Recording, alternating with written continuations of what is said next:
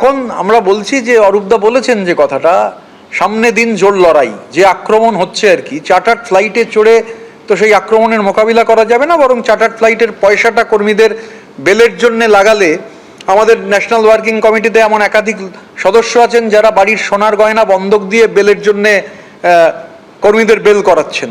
আমরা একটা প্রবল আক্রমণের মুখোমুখি রয়েছি। এখন প্রধান কাজ হচ্ছে কর্মীদের পাশে দাঁড়ানো। বিধানসভার অধিবেশন শেষ হয়ে গেলেই জেলা ভিত্তিক কর্মসূচি আমরা ঘোষণা করে দেবো।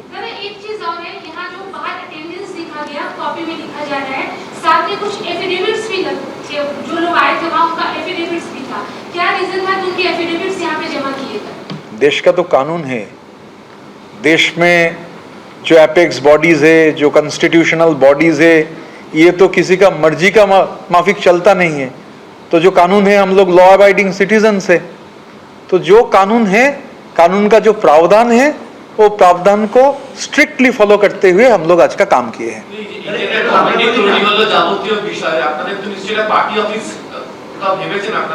আপনাদের চা খেতে আমন্ত্রণ জানাবো, অপেক্ষা করুন।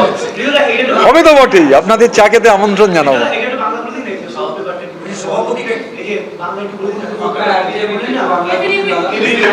হয়েছে, ওটা হিন্দি থেকে নিয়ে।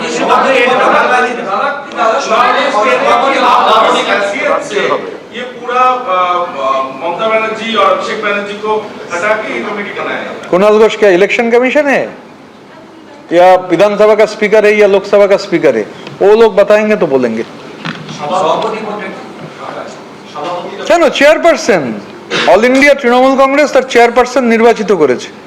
রাজ্যের সভাপতি যখন হবে জানতে পারবেন, জানিয়ে দেওয়া হবে। রাজ্য কমিটি তো গঠিত হয়নি, বললাম তো। দেখুন, দেশের একটা নির্দিষ্ট আইন আছে, সাংবিধানিক প্রতিষ্ঠান, অ্যাপেক্স বডি, একটা নির্দিষ্ট আইন কানুন মেনে চলতে হয়। এগুলো মগের মুলুকের মতো আমার ইচ্ছে হলো, ঘুম থেকে উঠে আমি এটা ভাবলাম, আবার দুপুরবেলা খাবার খেয়ে একটা জিনিস ভাবলাম, বিকেলবেলা একটা জিনিস মনে করলাম, এইভাবে দেশ চলে না। মানে আইনের যে ধারা সেভাবে চলে না। তো একটা নির্দিষ্ট নিয়ম কানুন রয়েছে। তা আমরা যা করেছি, মানে আসলে হয়েছে কি, গত 15 বছরে আপনারা এগুলো দেখতে অভ্যস্ত নন, তো ওই জন্য অবাক লাগছে। এর মধ্যে অবাক হওয়ার কিছু নেই। যা নিয়ম আছে, যা করা হয়েছে নিয়ম মেনেই করা হয়েছে, একদম যাকে বলে নিশ্ছিদ্রভাবে করা হয়েছে। I have already spoken on this. I cannot repeat a single thing time and again. I have spoken in Bengali. You can take that up. After all, we are all Bengalis.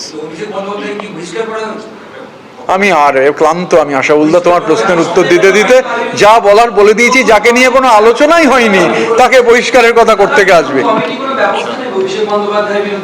যাকে আমি তো বললাম যে অভিষেক বন্দ্যোপাধ্যায়কে নিয়ে কোনো চর্চাই হয়নি। আমি বুঝতে পারছিলাম না, কারণ আমাদের এখানে অভিষেক ছিলেন দুজন, তো কোন অভিষেকের কথা বলা হচ্ছে বুঝতে পারছিলাম না। তারপর বুঝলাম চার্টার্ড অভিষেক, তো ঠিক আছে, না চার্টার্ড অভিষেককে নিয়ে কোনো কথা হয়নি।